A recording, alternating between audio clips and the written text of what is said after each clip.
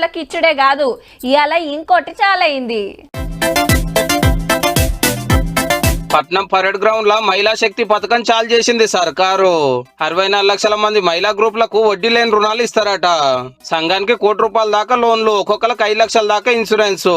5 ఏళ్లు తిరిగే లోపల 1 కోటి మంది ఆడబిడ్డల్ని కోటీశ్వరులను చేసే బాధ్యత కాంగ్రెస్ పార్టీ ప్రభుత్వం ఏర్పడిన డిసెంబర్ నాటి నుంచి ఈనాటి వరకు తీసుకున్నటువంటి రుణాలన్నిటిపైన వడ్డీ కట్టే బాధ్యత ఈ రాష్ట్ర ప్రభుత్వం తీసుకుంటుంది. పాత గవర్నమెంట్ లో ఆడోళ్ళ తిప్పలు తీర్చలేదని గిట్ల గరమైండు సీఎం సారు.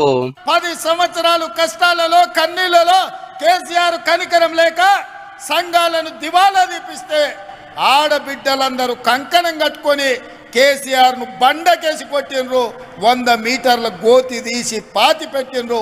ఎవడొచ్చినా సరే ఆడబిడ్డలకు అడ్డం పడితే ఆర్టీసీ బస్సు మీద ఎక్కించైనా సరే ఆడబిడ్డ